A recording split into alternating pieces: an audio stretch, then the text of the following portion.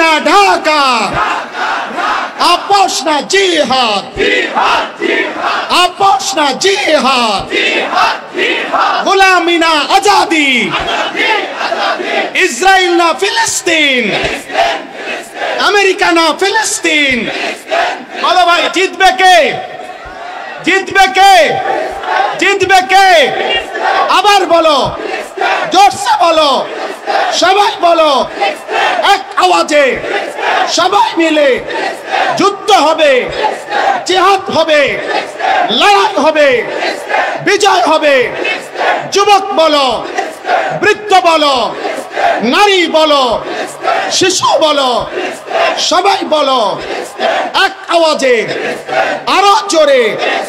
জোর হলো না, বলো না রে, ইনশাআল্লাহ।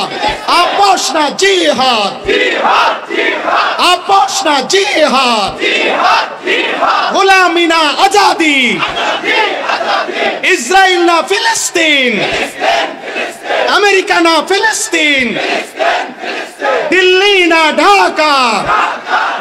30 বছরের নিচে যেই সমস্ত কিশোর যুবক ভাই, প্রিয় ভাই, আমি বন্ধু, হাত জোড় করে তোমাদের কাছে আমার শেষ অনুরোধ, আগামীর ইসলামের জন্য, মাহাদির সৈনিক হওয়ার জন্য, আগামীর কালেমার পতাকা উড়াবার জন্য তোমরা আল্লাহকে সেজদা দাও।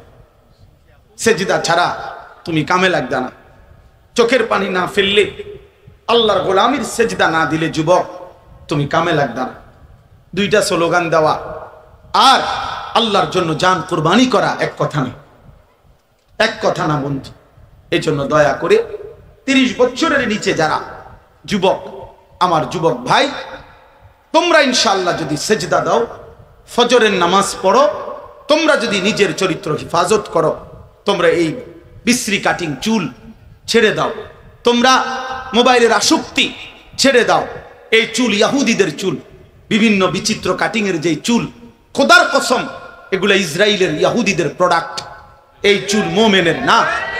আমি বন্ধু হাত জোড় করে বলি, তুমি এই চুল রাখা ছেড়ে দাও, স্বাভাবিক চুল রাখো, সেজদা দাও, কষ্ট করে মোবাইলে অ্যালার্ম দিয়া হলেও ফজরের নামাজ পড়ো। ইনশাআল্লাহ দেখবা আগামীর ইসলামের পতাকা তোমার হাতে উড়বে ইনশাআল্লাহ। মনে রেখো যুবক, তুমি যদি কামে নাও লাগো, তুমি যদি আল্লাহর দিকে ফিরে নাও আসো, তারপরও ইসলাম জিতবে, মুসলমান জিতবেই। হয়তো তোমারে নিল না, কথা বোঝেন নাই আমার। মুসলমান জিতবেই, ফিলিস্তিন জিতবেই, ইসরায়েল হারবেই, কিন্তু তোমারে নিছে না, আর তোমারে নিবে না। সারা পৃথিবীতেই মোমেন জিতবে। এজন্য 30 বছরের নিচে যারা বয়স, আমি অনুরোধ করছি, তারা এই এত ওলামায়ে কেরাম বুজুর্গানে দ্বীনের সামনে এখন দাঁড়াইয়া ওয়াদা করো যে নামাজ পড়বো ইনশাআল্লাহ।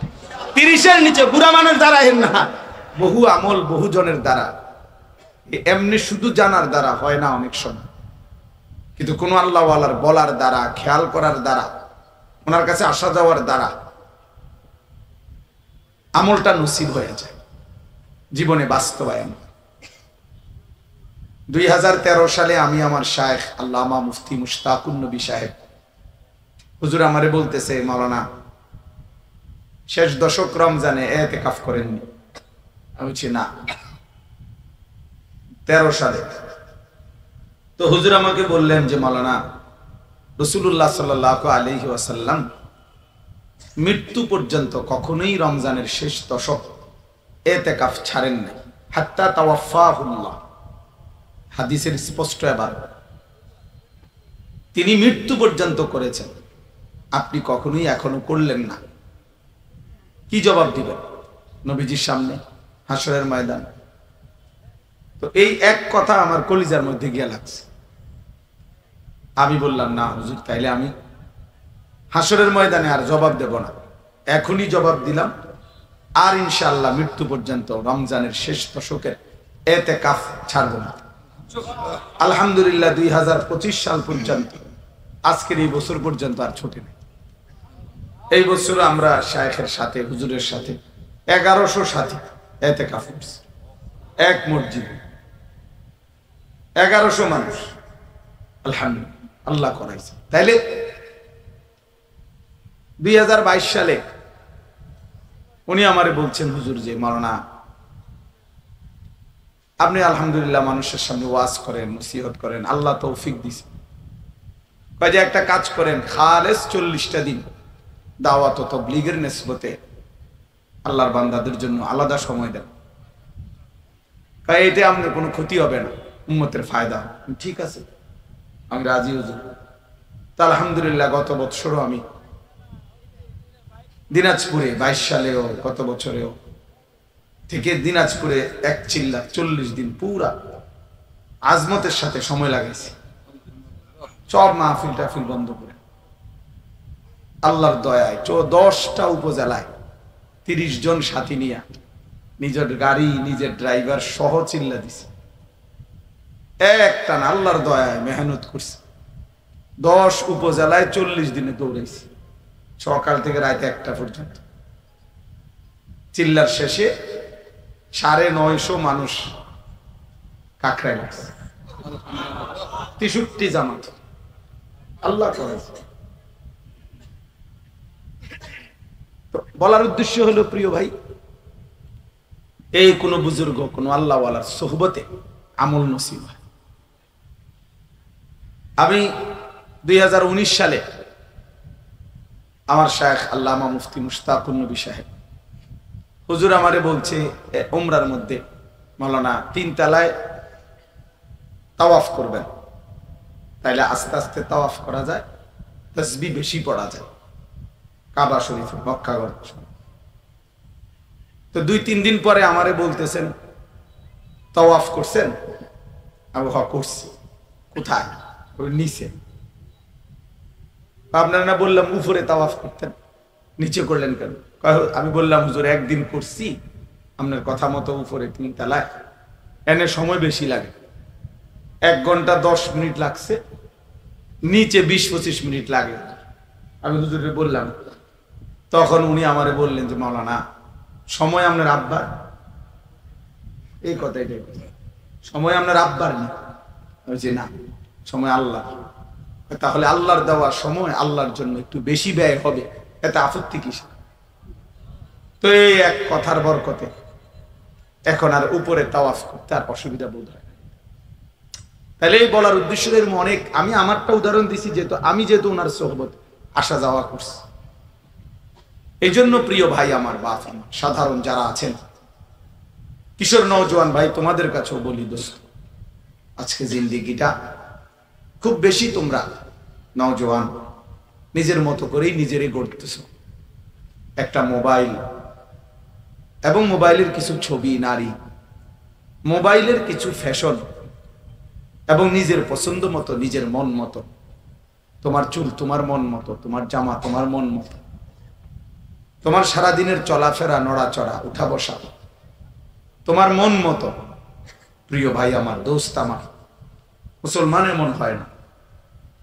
মনের ইচ্ছা মতো চললে তারে মুসলমান বলে না, মনের ইচ্ছা মতো চললে তারে মানুষও বলে, তারে জানোয়ার বলে।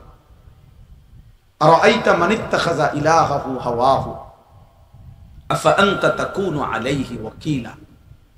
আল্লাহ তাআলা বলছে, বন্ধু আপনি কি তাকে দেখছেন যে তার মনের চাহিদাকে নিজের খোদা বানায় ফেলছে? অর্থাৎ তার মনে যা চায় তা। কেন তুমি নামাজ পড়ো না? মন চাইছে এজন্য পড়ি না। সারাদিন মোবাইলে নারী, ছবি, অস্থির দৃশ্য, এই নিয়েই পড়ে আছো।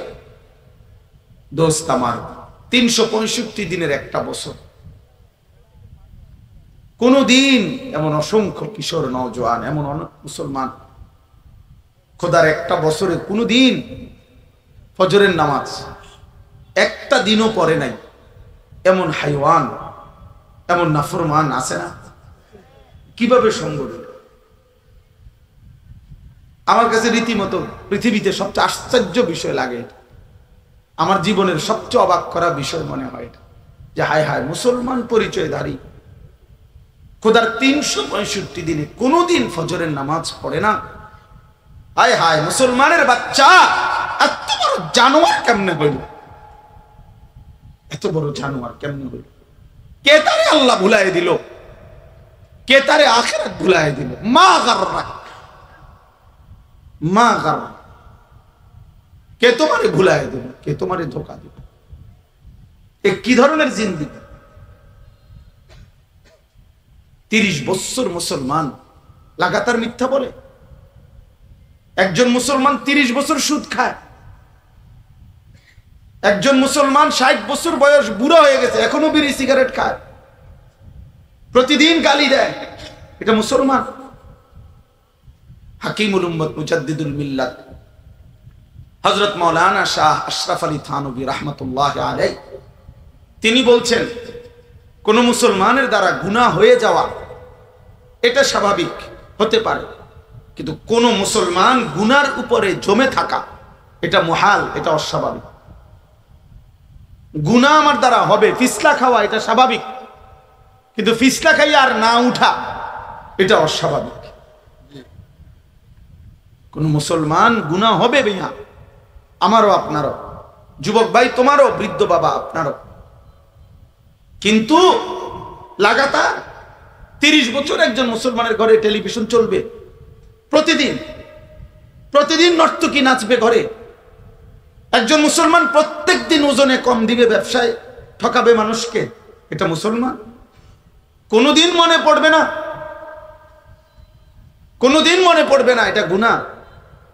মূল কারণ হলো সে নফসের গোলাম, শাহওয়াতের গোলাম, মনের চাহিদার গোলাম। তার খোদা তার মনের চাহিদা। আমার মনে যা চায় এটাই আমার খোদা। কিসের আল্লাহ, কিসের রাসূল? আল্লাহ নবীকে আল্লাহ বলছে, বন্ধু আফা আনতা তাকুনু আলাইহি ওয়াকিলা, এমন নাফরমান যে তার মনের ইচ্ছা মতো চলে, আপনি কি তার জিম্মাদারি নেবেন? নবীজিকে আল্লাহ জানতে চাইছে, আপনি তার অভিভাবকত্ব নেবেন? তো নবীজি কি বলবে?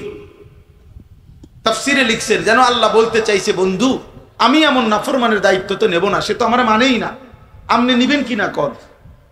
তো নবীজি কি বলবে? নবীজি বলবে, হ আমি নিলাম। আল্লাহ আমনে নারাজ যার উপরে, তার দায়িত্ব আমি নিলাম। কথা বলেন না? হতেই পারে না। আল্লাহ নবীকে আল্লাহ তাআলা তখন এরপরে আল্লাহ বলতেছে, আম তাহসাবু আন্না আকসারাহুম ইয়াসমাউনা আও ইয়াকিলুন, আপনি ভাবতে পারেন এমন নাফরমান কিছু শুনে অথবা বুঝে? আল্লাহ বলে না, হয় কিছু শুনেও না, কিছু বুঝেও না, তাহলে সে কি? স্পষ্ট আল্লাহ বলছে, ইনহুম ইল্লা কাল আনআম। আল্লাহ বলছে যে মনের ইচ্ছা মতো চলে, খোদার কসম আল্লাহ বলে তাদের পরিচয় আর কিছুই নয়, শুধুই জানোয়ার। আনআম চতুষ্পদ জন্তু, জানোয়ার জানোয়ার জানোয়ার। বাল হুম আদাল্লু সাবিলা, বরং তার চাইতেও নিকৃষ্ট পথা। এক কুত্তাও বুঝে লাঠি আলগি দিলে যে তারে মারবে, এজন্য কুকুর দৌড় দেয়, কিন্তু মানুষ রূপী এই জানোয়ার এটাও বুঝে না, তার এই প্রতি ওয়াক্তের নাফরমানি তারে জাহান্নামের আগুনে জ্বালাবে, এই জানোয়ার এটাও বুঝে না। ওই জানোয়ার তো লাঠি দেখলে বুঝে আমারে মারবে, এই জন্য সে দৌড় দিয়া লাইছে। এই জানোয়ার লাগাতার মিথ্যা বলে, প্রতিদিন নারী দেখে, প্রতিদিন ছবি দেখে, প্রতিদিন উলঙ্গ দৃশ্য দেখে, প্রতিদিন হারাম খাচ্ছে, সুদ খাচ্ছে, ঘুষ খাচ্ছে, ওজনে কম দিতেছে, হাসতে হাসতে মিথ্যা বলে, হাসতে হাসতে গালি দেয়। বাটপারি সিটারিডারে চালাকি মনে করে, সালাক হেতে সালাক। সিটার আবার সালাক কেমনে? সে তো তার জন্য তো আলাদা শব্দই আছে, বাটপার। কোন সুদখোর সে চালাক হইবে কেন? তার লাগে তো আলাদা শব্দই রাখছে, সুদখোর। তা আপনারা আবার চালাক করবো কিন্তু, যদি এমন হইতো যে শব্দ নাই, যে আপাতত এটা আবার দিয়ে রাখছে, আপনার লাগে তো উপযুক্ত শব্দ রাখছে, সুদখোর, ঘুষখোর, হ্যাঁ, মদখোর, গাঁজাখোর, পুট্টাখোর, বাবাখোর, ডালখোর, হারামখোর, ইয়াবাখোর, সিনাকারী, বেবিচারী, আল্লাহর নাফরমান। তোর জন্য তো নাফরমানির শব্দ আছেই, তোরে চালাক বলবে কেন? বাটফার আবার চালাক হয় কেমন? মিথ্যাবাদী আবার চালাক হয় কেমন? বেহায়া নারী চালাক হয় কেমনে? বেনামাজ সন্তান চালাক হয় কেন? বলো মিয়া। তাহলে এই জন্য বললাম, মনের চাহিদার যে অনুসরণ করে, কারো সোহবত নাই, সান্নিধ্য নাই, কোন আলেমে দ্বীনের তত্ত্বাবধান নাই, নিজের মতো করে যে বড় হয়, নিজের মতো করে যে তার জিন্দেগি চালায়, এই জীবন হাইওয়ানের জীবন, এই জীবন জানোয়ারের জীবন। যদি বলেন এর চাইতে জঘন্য কথাও আছে কোরআনে, এর চাইতেও ভয়ানক কথা আছে কোরআনুল কারীমের সূরা আরাফে। একজন নাফরমানের পরিচয় দিতে গিয়ে আল্লাহ বলছে যে ওয়াত্তাবা হাওয়াহু, সে তার মনের চাহিদার অনুসরণ করেছে, তার মনের ইচ্ছার অনুসরণ করেছে। আল্লাহ বলে ওই নাফরমান তাহলে কি হয়ে গেছে তখন? ফামাসালুহু কামাসালিল কালব। দোস্ত আমার, কোরআনুল কারীমের স্পষ্ট আয়াত, আল্লাহ বলেন মনের চাহিদার অনুসরণ করেছে, ফলে তার উদাহরণ কামাসালিল কালব, কুত্তার মতো। কুত্তার মতো কি বলেন হুজুর? কালব অর্থ কি? কুত্তার মতো বেটা। এজন্য যুবক মনে রাখিস বন্ধু, যে কপালে সেজদা নাই, যে কপালে আল্লাহর গোলামি নাই, নারী ছবি, অশ্লীল দৃশ্য, অসভ্যতা, বেহায়াপনা, মোবাইলের এই উলঙ্গপনা, একটা ওয়াক্ত সেজদা দাও না, অথবা যেই মাঝবয়সী লোক জীবনভর সুদ খান, ঘুষ খান, হারাম খান, মিথ্যা হারাম রোজগার করেন, মনে রাখেন বাপ, মনে রাখো সন্তান, এই জীবন কুত্তার জীবন, এই জীবন জানোয়ারের জীবন, এই জীবন মুমিনের জীবন না, এই জীবন মানুষের জীবন না, হতেই পারে না। আল্লাহ তাআলা কোরআনে বলছেন, ইয়া আইয়ুহাল ইনসানু মা গাররাকা বিরাব্বিকাল কারীম। হে মানুষ, আমার বান্দা, আমার মতো দয়ালু মেহেরবান মালিক থেকে কে তোমারে ধোঁকা দিল, কে তোমারে ভুলায় দিল? আয় বান্দা, এমন দয়ালু মেহেরবান মালিককে কেমনে ছেড়ে দিলা? কেমনে পারলা সারাদিনে এক ওয়াক্ত নামাজ না পড়তে, একটা সেজদাও না দিতে কেমনে পারলা? এই মাত্র হুজুর বয়ান করতেছিলেন, আমি শুনতেছিলাম ওইখান থেকে, ইবলিসের ব্যাপারে আল্লাহ বলছে, ফামা ইয়াকুনু লাকা আন তাতাকাব্বারা ফিহা। আল্লাহ বলছে, ইবলিস তুই সেজদা দিলি না, অহংকার করলি, অহংকার। এজন্য হাদিসে আছে, নবী সাল্লাল্লাহু আলাইহি সাল্লামকে জিজ্ঞেস করছে অহংকার কি, মাল কিবির? নবীজি বলছে বাতারুল হক, যেটা হক, যেটা সত্য, সঠিক, যা কিছু সঠিক সত্য আল্লাহর হুকুম, সেটাকে অবজ্ঞা করা, সেটাকে ছেড়ে দেওয়া, পরিত্যাগ করা। খোদার কসম বন্ধু, নবী সাল্লাল্লাহু আলাইহি সাল্লাম বলছে এটাই অহংকার। এজন্য প্রত্যেক নাফরমান অহংকারী, প্রত্যেক মিথ্যাবাদী অহংকারী, প্রত্যেক বেনামাজি অহংকারী। এজন্য যার কপালে সেজদা নাই নাফরমান, তুমি মনে রেখো তুমি অহংকারী, তুমি মুতাকাব্বির। আলাইসা ফি জাহান্নামা মাসওয়াল লিল মুতাকাব্বিরিন। আর আল্লাহ বলছে শোনো, প্রত্যেক অহংকারীর গন্তব্য জাহান্নাম, জাহান্নাম। এজন্য সেজদাবিহীন যুবক, আল্লাহকে সেজদা দাও, সেজদা দাও। যার কপালে সেজদা নাই, আল্লাহ তাআলা কোরআনে বলছে, ইবলিস তুই আমাকে সেজদা দিলি না, একটা সেজদা, একটা সেজদা ছেড়ে দেওয়ার কারণে মহান রব বলছে, ওয়া ইন্না আলাইকাল লানাতা ইলা ইয়াউমিদ্দিন। আজকে থেকে নিয়ে কিয়ামত পর্যন্ত তোর উপরে আমি আল্লাহর লানত। কি ভাইয়া, একটি সেজদা ছেড়ে দিলে যদি কিয়ামত পর্যন্ত লানত হয়, আজকের ফজরের 4 রাকাত নামাজে 8টা সেজদা যার ছুটে গেছে তার হালাত কি? আজকের জোহরের 12 রাকাত নামাজে যার 24টা সেজদা ছুটে গেছে তার হালাত কি? আজকের আসরের ফরজ 4 রাকাত নামাজে যার 8টা সেজদা ছুটে গেছে, নাফরমান তোর অবস্থা কি? মাগরিবের 3 রাকাত ফরজে যার 6টা সেজদা ছুটে গেছে, এই নাফরমান তোর হালাত কি? কি পরিমাণ লানত তুমি, রবের লানত নিজের জন্য জোগাড় করছে। এত লানত দিয়ে, আল্লাহর এত অভিশাপ নিয়ে জীবন সুন্দর হবে কিভাবে? আখিরাত সুন্দর হবে কিভাবে? এই জন্য আমার প্রথম কথা শেষ। প্রিয় ভাই আমার, দোস্ত আমার, প্রত্যেকের কাছে অনুরোধ ভাইয়া, নওজোয়ান ছেলে তোমাদের কাছে বিশেষ অনুরোধ, দোস্ত একলা চলো না, একলা চইল না। কোন আল্লাহওয়ালা, কোন হক্কানি রব্বানি, কোন আলেম দ্বীনের সোহবতে সান্নিধ্যে নিজেকে সম্পর্কিত করো। মোবাইলের আসক্ত হইও না বাপ, মোবাইল তোমারে কিছুই দেয় না, নিয়েই যায় সব। তোমার জীবন, তোমার যৌবন, তোমার হায়াত, তোমার সময় দেখতে দেখতে ফুরায় যাবে। গাফলতে গাফলতে, অলসতায় অলসতায় জীবন শেষ করে দিবে। উঠতি বয়সের, আমার কথায় রাগ করেন না, আমি শুধু বুঝার জন্য বলি, উঠতি বয়সের অনেক নওজোয়ান মৌলবী সাহেব আছেন, পাঞ্জাবিওয়ালা, টুপিওয়ালা, আপনাকেও সতর্ক করি, নওজোয়ান আলেম, নওজোয়ান ইমাম, মোবাইলের আসক্ত যার, মোবাইলে যে আসক্ত, মনে রাখেন হুজুর আপনারে দিয়ে পৃথিবীর কোনো কাম হইতো না। আপনি আকামলা শুধু ভাত খাইবেন আর ঘুম যাবেন, আর আপনার বউ আর বাচ্চা লইয়া এই চলবেন। আপনি মনে করছেন জিন্দিগি মানে বউ আর বাচ্চা 3 জন, আর আমনে একজন, 4 জনের বাজার, ফাঙ্গাস আর তেলাফিয়া আর ধনিয়া ভাত আর কাঁচামরিচ আর খিরা আর টমাটো আর উত্তেলা ওনার মোবাইল টিফল, এরই নাম মনে করছেন আপনি জিন্দিগি? না মৌলবী, এর নাম জিন্দিগি না। আল্লাহর জমিনের শেষ প্রান্ত পর্যন্ত কালেমা পৌঁছানো, আল্লাহর দ্বীন পৌঁছানো, এটা আমার জিম্মাদারি, এটা আমার জিম্মাদারি। মজলুম চিৎকার করছে, ওয়াল মুস্তাদাফিনা মিনার রিজালি ওয়ান নিসাই ওয়াল বিলদান আল্লাযীনা ইয়াকুলুনা রাব্বানা আখরিজনা মিন হাযিহিল ক্বরিয়াতিজ যালিমি আহলুহা। আল্লাহ বলছে দুর্বল, অসহায় পুরুষ, নারী, শিশু চিৎকার করছে আর আহাজারি করছে, আয় মাওলা জালেমের এই জমিন থেকে আমাদেরকে বের করে নেন। আমার নওজোয়ান ভাই, আমার মুসলমান বাপ, গাজা ফিলিস্তিনের মুসলিম আহাজারি করছে।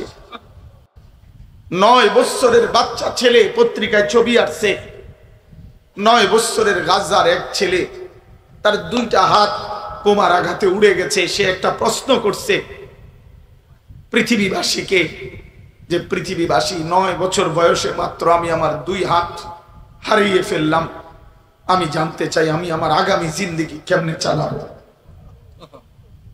আমার আগামী জীবন চলবে কিভাবে। 6 বছরের একটা বাচ্চা মেয়ে, মজলুম গাজার, আমি নিজে বাচ্চা মেয়ের সাক্ষাৎকারটা দেখছি। মেয়েটা বলতেছে আমি খেলতেছিলাম, হঠাৎ করে বোমার আঘাতে আমি বেহুশ হয়ে গেছি। হুঁশ যখন ফিরে আসছে, বাচ্চা মেয়েটা বলতেছে আমি তাকায় দেখি আমার ডান হাতটা আমার সাথে নাই, আমার হাতটা কোথায় উড়ে গেছে আমি আর খুঁজে পাই না। প্রিয় ভাই আমার, বন্ধু আমার, এক বাচ্চা তো এটা বলতে পারে যে মা আমি আমার জুতা পাচ্ছি না, বাচ্চা মানুষ, আমার জামা পাই না, আমার খেলনা পাই না। অথচ এক মুসলমানের বাচ্চা মেয়ে বলতেছে আমি আমার ডান হাতটাই খুঁজে পাচ্ছি না। এরপরও তোমরা যারা যুবক, মুসলমানের এই করুণ পরিণতিতে, জম্মু কাশ্মীরের মধ্যে একটি পর্যটন কেন্দ্রে সন্ত্রাসী হামলা হয়েছে, এইটাকে কেন্দ্র করে গোটা ইন্ডিয়ার বেঈমান এই কসাই মোদি তার বাহিনী দিয়ে লক্ষ লক্ষ মুসলমানকে ইন্ডিয়ার মধ্যে এই মুহূর্তে ঘর হারা, বাড়ি হারা করে দিছে। মুসলমানের উপরে একেবারে মাটির সাথে মিশাই দিছে বাড়ি ঘর। হাজার হাজার মুসলমানকে এই মুহূর্তে জেলে ঢুকাচ্ছে, পাকিস্তানের সাথে যুদ্ধের মহড়া দিচ্ছে। এই জন্য দোস্ত আমার, প্রতিবেশী কিন্তু চারদিকে কাঁটা তারের, চারদিকের প্রতিবেশী কিন্তু যুদ্ধের কড়া নাড়তেছে, অস্ত্র খুলে ফেলছে, ট্রিগারে আঙ্গুল দিয়া ফেলছে, আর শুধু টান দিতে দেরি। রাইফেলের ট্রিগার বোঝেন তো, যেটা দিয়া গুলি ছোড়ে, এই ট্রিগারে আঙ্গুল দিয়া ফেলছে, শুধু গুলি ছুঁতে বাকি। অর্থাৎ আজীবন আমরা ৭৭ বছর ধরে মজলুম ফিলিস্তিন, মজলুম মুসলমান ফিলিস্তিনে রক্ত দিচ্ছে আজকে ৭৭ বছর। 1948 সালে শুরু, 1947 সালে কাশ্মীরে ব্রিটিশ চলে যাওয়ার পরে সেই থেকে কাশ্মীর স্বাধীনতা চাচ্ছে। আজকে ৭৮ বছর যাবত 2025 পর্যন্ত কাশ্মীর আজাদ হয় নাই, মুসলমান রক্ত দিচ্ছে। 61 বছর যাবত, 1964 ইংরেজি থেকে 2025, এই 61 বছর যাবত রোহিঙ্গা আরাকানের মুসলমান রক্ত দিচ্ছে। প্রিয় বন্ধু, তাহলে ৭৭ বছর, ৭৮ বছর, 61 বছর ধরে যদি মুসলমান কোন অঞ্চলে রক্ত দেয়, তুমি আর আমি বুঝি আজীবন মৃত্যু পর্যন্ত মোবাইল টিপবা আর নারী দেখবা আর ছবি দেখবা আর উলঙ্গপনার বেহায়াপনার হারাম খাবেন আর সুদ খাবেন আর রং তামাশায় হায়াত শেষ করবেন। আমাদের উপরে কোনো মুসিবত আসতে পারে না। না, কি ভাবছেন, কি ভেবেছেন? মনে রাখেন বাপ, প্রিয় বাপ মনে রাখেন, ছেলেরা আব্বা মনে রাখো, আমেরিকা কিংবা ইউরোপ, জাতিসংঘ কিংবা কোন বেঈমান মুসলমানের কোন সমস্যার সমাধান করে দিবে না। দিলে ৭৭ বছরে ফিলিস্তিনের সমস্যার সমাধান হতো, দিলে ৭৮ বছরে কাশ্মীর সমস্যার সমাধান হইতো, দিলে ৬১ বছরে রোহিঙ্গা সমস্যার সমাধান হতো। এজন্য এটাই স্পষ্ট, আমাদের সমাধান আমাদের আল্লাহ, আমাদের মাওলা, আমাদের রব্বুল আলামিন। আমাদের রক্তেই সমাধান, আমাদের শাহাদাতেই সমাধান। জিহাদ ফি সাবিলিল্লাহ, কিতাল ফি সাবিলিল্লাহ, আল্লাহর জন্য জান দেওয়া মুমিন, এটাই আমাদের সমাধান। এজন্য আপোষ না জিহাদ, আপোষ না জিহাদ, আপোষ না জিহাদ, আজাদি না গোলামি, আজাদি না গোলামি, ইসরায়েল না ফিলিস্তিন, আমেরিকা না ফিলিস্তিন। মনে রাখ, ফিলিস্তিন শুধু ফিলিস্তিন না, ইসরায়েল শুধু ইসরায়েল না, এটা প্রতীক। আগামী দিনে এটাই বোঝানোর উদ্দেশ্য, ইসরায়েল মানেই কুফর, ফিলিস্তিন মানেই মুমিন। অর্থাৎ আগামীর যুদ্ধ, এই আগুন সারা পৃথিবীব্যাপী মুমিন আর কুফরের যুদ্ধ। অর্থাৎ এখানেই শেষ হবে না এটা, ইসরায়েল আর ফিলিস্তিনের মধ্যে এটা সমাধান আসবে না। সমাধান আসবে চূড়ান্ত একদিন, এমন আসবেই সারা পৃথিবী জুড়ে মুমিনের যুদ্ধ হবে, বেঈমানের সাথে লড়াই হবে, মাহদী আসবে, দাজ্জালও বের হবে, ঈসাও নামবে। একদিন ইহুদি, এই মুরতাদ, এই বেঈমান কাফেররা দাজ্জাল সহ ধ্বংস হবে, মাহদীর সৈনিকেরা কালেমার পতাকা সারা পৃথিবীতে উড়াবে। এটাই সমাধান, জিহাদি সমাধান, রক্তেই সমাধান। এজন্য আমি অনুরোধ করি আমরা সবাই মিলে আল্লাহর জন্য ফিরে আসি। তুবু ইলাল্লাহি জামিআন আইয়ুহাল মুমিনুন লাআল্লাকুম তুফলিহুন। আল্লাহ বলছে সমস্ত মুমিন তওবা করে গুনাহ ছেড়ে আমার কাছে আসো। আও না বান্দা, লাআল্লাকুম তুফলিহুন, আমি ওয়াদা দিলাম তোমরা সফল হবে, সফল হবে। ওয়া আনিবু ইলা রাব্বিকুম, আল্লাহ বলছে তোমরা তোমাদের রব আল্লাহর কাছে ঝুঁকে পড়ো। আল্লাহ বলছে ফাফিরু ইলাল্লাহ, আল্লাহর দিকে দৌড়ে আসো, আল্লাহর দিকে আসো, আমার দিকে আসো। বিজয় আমার হাতে, শান্তি আমার হাতে, নিরাপত্তা আমার হাতে, স্বস্তি আমার হাতে, তোমার স্ত্রী সন্তানের আগামী দিনের বেঁচে থাকা আমার হাতে। কার হাতে? ওয়া'দাল্লাহুল্লাযীনা আমানু মিনকুম ওয়া আমিলুস সালিহাত লা ইস্তাখলিফান্নাহুম ফিল আরদ কামা ইস্তাখলাফাল্লাযীনা মিন ক্বাবলিহিম ওয়া লা ইউমাক্কিনান্না লাহুম দীনাহুমুল্লাযী ইরতাদা লাহুম ওয়া লা ইউবাদদিলান্নাহুম মিন বা'দি খাউফিহিম আমনা। আল্লাহ বলছে আমি ওয়াদা দিচ্ছি, ওয়া'দাল্লাহ, আল্লাহ ওয়াদা দিচ্ছেন। আল্লাহ বলেন আমার ওয়াদা, আমার দুইটা জিনিস তোমরা বুঝায় দাও, আমি তিনটা জিনিস তোমাদেরকে দেব। আল্লাহকে দিতে হবে কয়টা? আল্লাহ দিবেন কয়টা? ওয়াদা, এটা আল্লাহর ওয়াদাল্লাহ। কোরআন শরীফের সূরা নূরের ৫৫ নম্বর আয়াত। আল্লাহ বলছেন আমার ওয়াদা, তুমি আমারে দুইটা দিবা, আমি তোমারে তিনটা দেব। এক নাম্বার হলো আল্লাযীনা আমানু মিনকুম, তোমাদের মধ্য থেকে যারা পূর্ণ ঈমানদার হবে, ওয়া আমিলুস সালিহাত, এবং সমস্ত নেক আমল করবে, সবগুলো আদেশ পালন করবা, সবগুলো গুনাহ ছেড়ে দিবা। আমি ওয়াদা দিলাম তোমাদের মধ্য থেকে যারা এই মিনকুম, মাওলানা সাহেব এটা একটা গুরুত্বপূর্ণ শব্দ, মিনকুম বলে নিছে। আল্লাহ বলছে পাইকারি ভাবে মুসলমান পরিচয় দিলেই সবাইরে আমি বিজয় দিতে হবে, এই ওয়াদা আমি করিনি। আমি বলছি মিনকুম, আমি বলে নিছি আগে, বাঙ্গালুসি, তোমাদের মধ্য থেকে যারা পূর্ণ ঈমান ঠিক করে বুঝায় দিবা, সমস্ত নেক আমল বুঝায় দিবা।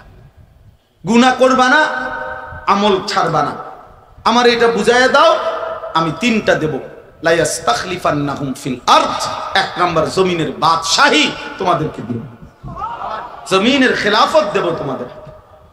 দুই, ওয়ালা ইউমাক্কিনান্না লাহুম দীনাহুমুল্লাযী ইরতাদা লাহুম, আমার মনোনীত ধর্ম ইসলাম জমিনের মধ্যে প্রতিষ্ঠিত করে দেব। তিন, ওয়ালা ইউবাদদিলান্নাহুম মিন বা'দি খাউফিহিম আমনা, আমি আল্লাহ তোমাদের ভয় পেরেশানি বদলে তার জায়গায় নিরাপত্তা, শান্তি, স্বস্তি দিয়ে দেব। তাহলে আর কি দরকার? কথা বলেন না, আর কি দরকার? এই তিনটা যথেষ্ট কিনা? আল্লাহ বলে জমিনের খেলাফত দেব, ইসলামকে বিজয়ী করে দেব, তোমাদেরকে শান্তি, স্বস্তি, নিরাপত্তা দিয়ে দেব। কিন্তু শর্ত হলো আমার ঈমান আমারে বুঝায়, আমার সেজদা আমারে বুঝায় দাও। তুমি বাটফারি করবা, সিটারি করবা, সুদ খাইবা, ঘুষ খাইবা, মদ খাইবা, জুয়া খেলবা, তুমি নারী দেখবা, ছবি দেখবা, বুড়া বেড়া 60 বছর 70 বছর বাঁকা হইয়া গেছে, 60 বছরের বুড়া, 70 বছরের বুড়া এখনো বিড়ি খায়, এ বেটার মতো বেহায়া বেশরম আর কেউ হইতে পারে না। বেটা 60 বছরও বুড়া মিয়া, তোমার শরম হইছে না? এখনো বুঝলেন নামনে এটা গুনাহ? আপনি 60 বছর বয়স সাদওয়ানে বইয়া আক করে করে রাক্ষসের মতো টেলিভিশন চায়, নারী নর্তকীর নাচ, সিনেমা নাটক দেখ, কি পরিমাণ বেশরম এটা, কি পরিমাণ বেশরম।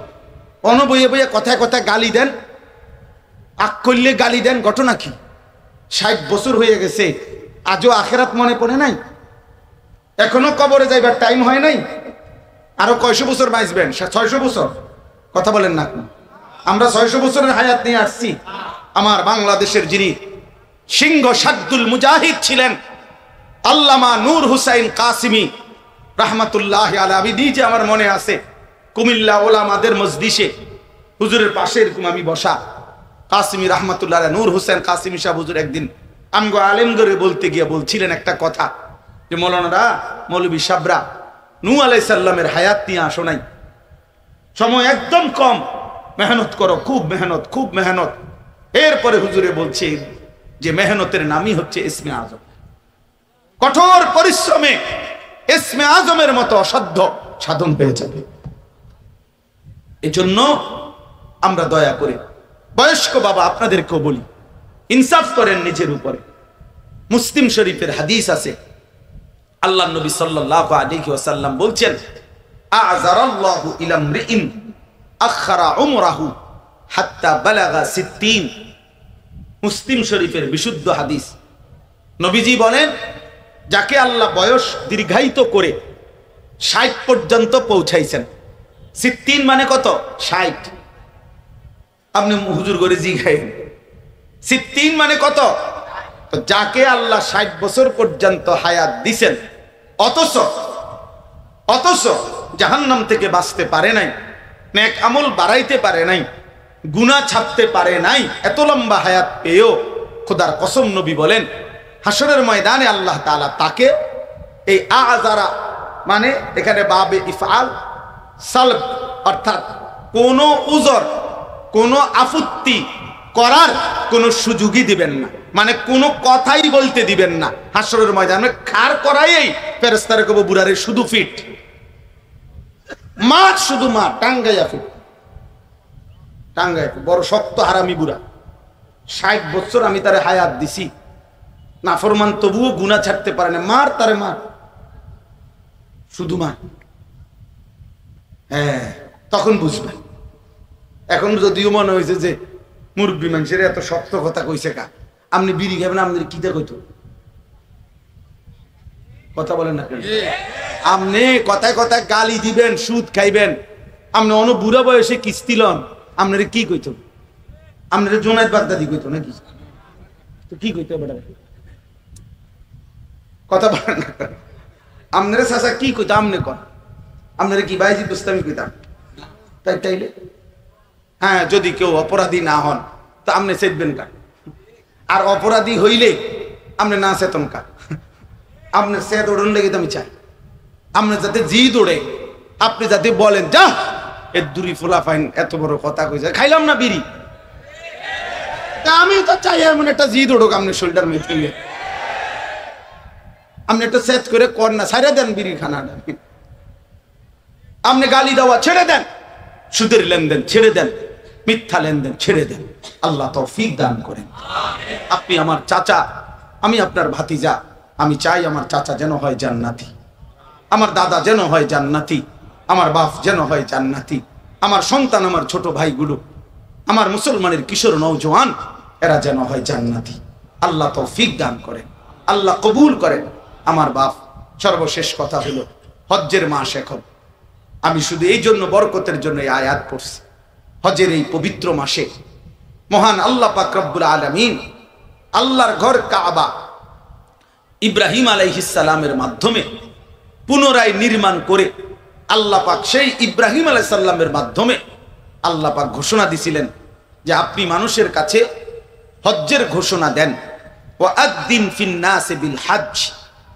হে আমার বন্ধু ইব্রাহিম, আমার এই ঘর কাবাকে কেন্দ্র করে মানুষ যেন হজে আসে, আপনি এই আজান, এই ঘোষণা, এই এলান আপনি দেন। ইব্রাহিম আলাইহিস সালাম তখন বলছিল, আয় মাওলা, আমি এই শূন্য মরুভূমিতে ডাক দিলে দিক দিগন্তে আপনার সমস্ত বান্দাদের কাছে কিভাবে পৌঁছবে আওয়াজ? তখন আল্লাহ তাআলা বলছেন, নাদি ওয়া আলাইয়াল বালাগ। ইব্রাহিম দাও, আজান দাও, তুমি ডাক দেওয়ার দিবা না, বাকি পৌঁছানো আমার দায়িত্ব, পৌঁছানো আমার দায়িত্ব। এই জন্য যারা মুয়াজ্জিন সাহেব, আপনারাও মনে রাখবেন এটা, আপনি দিল থেকে খুশি হবেন যে আল্লাহ তাআলা বলছে আযদিন, আজান দাও। অর্থাৎ আল্লাহ যেন মুয়াজ্জিনকে বলছে, আমার বান্দা, আমার তাওহীদের ডাক তুমি দাও, আমি যেখানে পৌঁছানো দরকার আমার বান্দার কলবে আমি পৌঁছাবো, আমি পৌঁছাবো। তো ইব্রাহিম আলাইহিস সালামকে আল্লাহ বললেন, ইয়াতুকা রিজালান ওয়া আলা কুল্লি দামিরিন ইয়াতিনা মিন কুল্লি ফাজ্জিন আমিক। তুমি আজকে ঘোষণা দিয়ে দাও, আগামীর কিয়ামত পর্যন্ত আমি আল্লাহ আমার এই ঘরের উদ্দেশ্যে কাছের যারা তারা পায়ে হেঁটে আসবে, আর দূরে যত দূরে হোক, পৃথিবীর শেষ প্রান্ত থেকে হলেও আমার বান্দা বাহনে চড়ে চড়ে কাহিল হয়ে যাবে, প্রয়োজনে বাহন দুর্বল হয়ে যাবে, তবু আমার ঘরের উদ্দেশ্যে পৃথিবীর শেষ প্রান্ত থেকেও মুমিন এই ঘরের হজ আদায় করতে আসবে, আসবে। এরপরে আল্লাহ বলেন, যদি পৃথিবীবাসী জিজ্ঞেস করো যে আয় মাওলা, এত দূর দূরান্ত থেকে আপনার এই একটা ঘরকে কেন্দ্র করে হজ্জের জন্য আপনি মানুষগুলাকে, ইমানদারদেরকে কেন টানতে আনতেছেন? নামাজ আপনি যার যার জায়গায় পড়তে দিছেন, যাকাত যার যার জায়গায় আদায় করার সুযোগ দিছেন, রোজা যার যার জায়গায় পালন করতে দিছেন, দান, সাদাকা, জিকির, তেলাওয়াত সব ইবাদত প্রত্যেকে প্রত্যেকের জায়গায় করে। হজ্জের এই ইবাদত একটা, এটার জন্য কেন সবাই রে একের যত দূরে হোক, যত কষ্টই হোক, এনে আইতেইব আপনার ঘরের কাছে, কাবার কাছে, এটা কেন করলেন?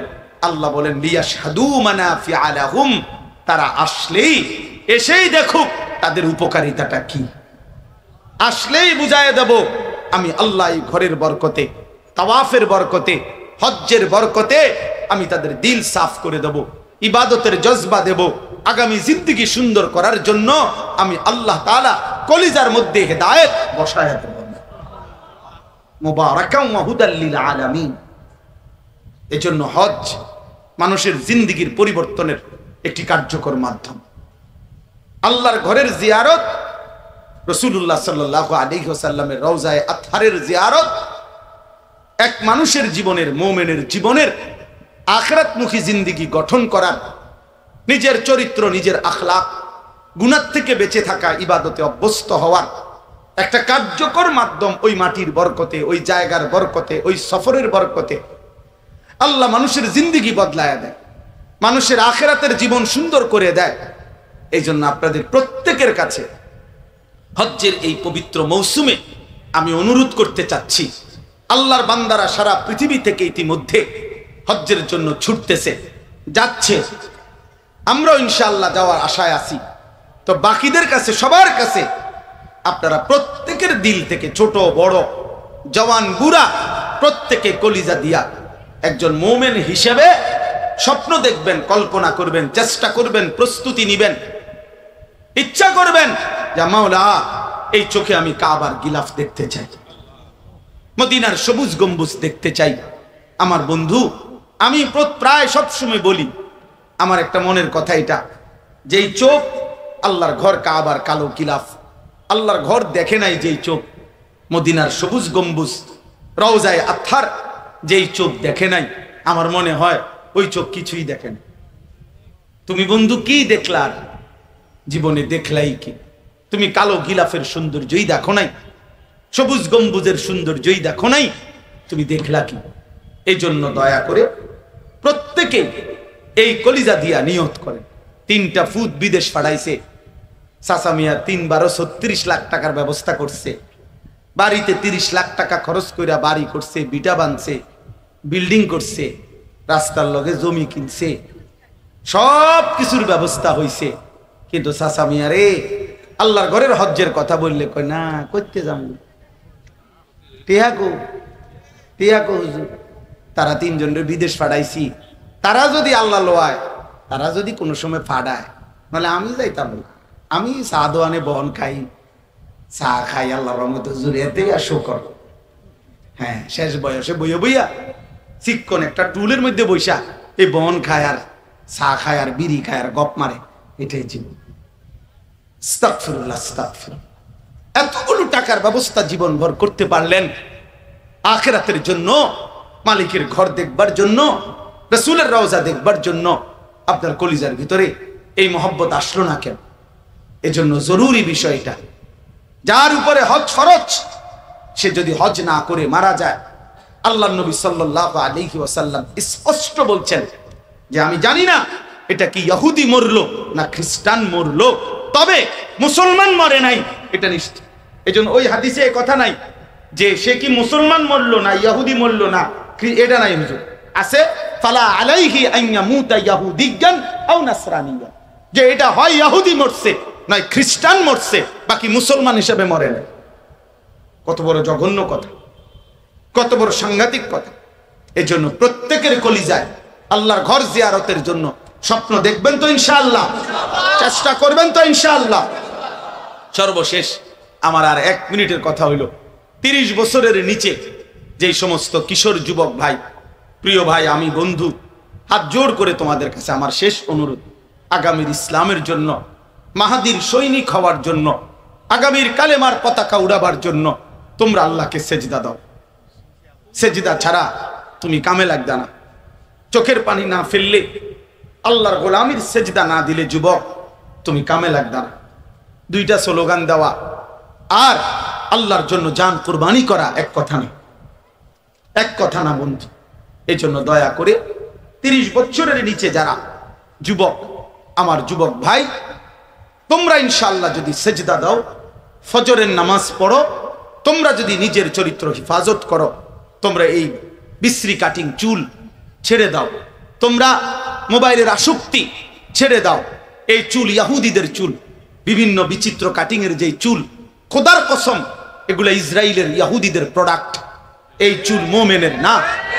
আমি বন্ধু হাত জোড় করে বলি, তুমি এই চুল রাখা ছেড়ে দাও, স্বাভাবিক চুল রাখো, সেজদা দাও, কষ্ট করে মোবাইলে অ্যালার্ম দিয়া হলেও ফজরের নামাজ পড়ো, ইনশাআল্লাহ দেখবা আগামীর ইসলামের পতাকা তোমার হাতে উড়বে ইনশাআল্লাহ। মনে রেখো যুবক, তুমি যদি কামে নাও লাগো, তুমি যদি আল্লাহর দিকে ফিরে নাও আসো, তারপরও ইসলাম জিতবে, মুসলমান জিতবেই। হয়তো তোমারে নিল না, কথা বোঝেন নাই আমার, মুসলমান জিতবেই, ফিলিস্তিন জিতবেই, ইসরায়েল হারবেই, কিন্তু তোমারে নিছে না, তোমারে নিবে না। সারা পৃথিবীতেই মোমেন জিতবে।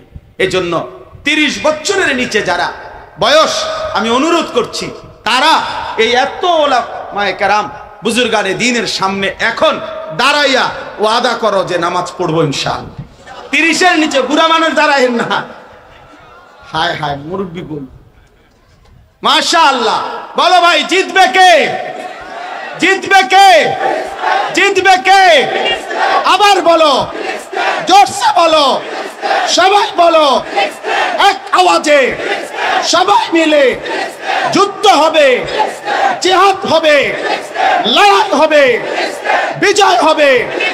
যুবক বলো, বৃদ্ধ বলো, নারী বলো, শিশু বলো, সবাই বলো এক আওয়াজে, আরো জোরে। জোর হলো না, বলো না রে। ইনশাআল্লাহ আপোষ না জিহাদ, আপোষ না জিহাদ, গোলামি না আজাদি, ইসরায়েল না ফিলিস্তিন, আমেরিকা না ফিলিস্তিন, দিল্লি না ঢাকা। ইনশাআল্লাহ আল্লাহ সবাইকে কবুল করেন, আল্লাহ সবাইকে বরকত দান করেন। এই গ্রামের, এই এলাকার ঐতিহ্যবাহী এলাকা, অনেক আলেম ওলামার এলাকা, কুতুবে আলম শেখুল ইসলাম সৈয়দ হুসাইন আহমদ মাদানী রহমতুল্লাহর বরকতে ধন্য এলাকা, হাজারো আউলিয়া বুজুর্গদের পবিত্র কদমে আলোকে এলাকা। আমি চাই প্রতিটা যুবক ইনশাআল্লাহ আল্লাহর দিকে ফিরবা ইনশাআল্লাহ। এক ছেলে ওই জুবায়ের, সে আমার একজন শ্রোতা হুজুর, মানে আমি তারে বহু মাহফিলে দেখছি। আমার মাহফিলে সে বৈশা থাকে সামনে, এত মহব্বত করে, এমনি সাধারণ মনো কাজ টাজ করে। কি কাজ করে জানো সে? এই ছেলেটারে আমি মাহফিলের একজন শ্রোতা, আমার নিয়মিত তারে দেখছি। কই গেল এরে দেখে, মূলত এর এই মহব্বতে। এই যে তুমি কি করো জুবায়ের, কি করো? ধান কাটে। বসো। এর মহব্বতে হুজুর এই মাহফিল দিছি আমি ঘরে। আমি আর কেউরে চিনি না, আর কেউ নেয় না, ওই নিছে আমার এই মাহফিল। মানে শুধু আমার একজন শ্রোতা সে। আমি বলছি ঠিক আছে আমি দিলাম, কিন্তু আইসা তো দেখি বিশাল আয়োজন মাশাআল্লাহ। আমি মনে করছি মসজিদে এমনি কোনো দোয়ার মজলিস হবে। আমি আইসাই আমার অনেক ভালো লাগছে। এত বুজুর্গ ওলামায়ে কেরাম, এত ওলামায়ে কেরাম, এত নওজোয়ান। আল্লাহ তাআলা ইনশাআল্লাহ আমরাও চেষ্টা করব আগামী দিনে আল্লাহ যেন আমগরে হায়াত দেয়, আবার আসার চেষ্টা করব। আল্লাহ সবাইকে কবুল করেন, ভালো রাখেন। সুবহানাল্লাহি ওয়া বিহামদিহি। আলহামদুলিল্লাহি রাব্বিল আলামিন। মাওলায়ে কারীম আপনি মাফ করে দেন, রব্বে করিম আপনি মাফ করে দেন, মেহেরবান মৌলা আপনি মাফ করে দেন। আয় মৌলা আপনি মাফ করে দেন, আগামী জিন্দেগি সুন্দর করে দেন, ঈমান আমলের দৌলত দান করেন, ইজ্জত আফিয়ত দান করেন, তাকওয়া তহারত দান করেন। সমস্ত কবরবাসীদেরকে মাফ করে দেন, কিয়ামত পর্যন্ত কবরের আযাব মাফ করে দেন। আল্লাহ আমার এই সন্তান, আমার এই ছোট ভাই, কিশোর নওজোয়ান ছেলেগুলোকে বদলে দেন। আমি ভিক্ষা চাই মাওলা, আমি ভিক্ষা চাই মাওলা। আয় করিম আপনি বদলে দেন। আগামীর ইসলামের জন্য আমরা এদেরকে চাই মাওলা, আগামীর কালেমার জন্য এদেরকে চাই মাওলা। এরা মাহাদির সৈনিক হবে মাওলা। এদের চুল সুন্দর করে দেন, এদের চেহারা সুন্দর করে দেন, এদের কপাল সেজদাওয়ালা কপাল বানিয়ে দেন। আমার বাবা চাচা বয়স্কদেরকেও আরো বেশি নেক আমলের তৌফিক দেন। আল্লাহ এই সমস্ত উলামায়ে কেরাম, আমার পরম শ্রদ্ধেয় যারা, আল্লাহ এনাদের সকলকে আল্লাহ আপনি হায়াতে তৈয়বা আফিয়া দান করেন, উম্মতের ফিকির দান করেন, দরদে নববী দান করেন। এই মাহফিল খানা কবুল করে নেন, মাহফিল খানা কবুল করে নেন।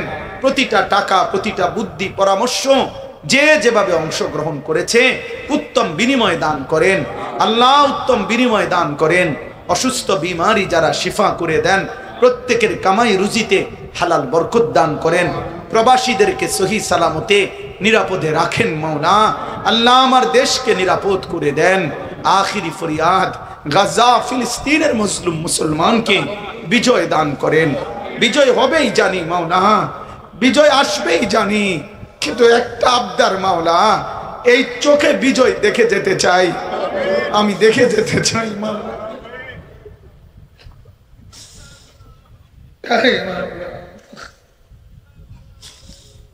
আপনি প্রয়োজনে আমার এই নেন মাওলা। আমি আমার সন্তানকে কোরবানি করতে রাজি আছি মাওলা। আপনি বিনিময়ে মজলুমের বিজয় দেন। মজলুমের হাসি দেখে যেতে চাই, গাজার হাসি দেখে যেতে চাই, ফিলিস্তিনের হাসি দেখে যেতে চাই। ফেরাউন নমরুদকে আপনি ধ্বংস করেছেন, নেতানিয়াহু ট্রাম্পকে আপনি ধ্বংস করে দেন, আপনি ধ্বংস করে দেন। আল্লাহুম্মা আহলিক ইসরাইল, আল্লাহুম্মা আহলিক ইসরাইল, আল্লাহুম্মা আহলিক ইসরাইল, اللهم دمر إسرائيل، اللهم خرب إسرائيل، اللهم زلزل إسرائيل، اللهم افتح مسجد الأقصى، اللهم انصر المجاهدين في فلسطين وفي سائر الآفاق.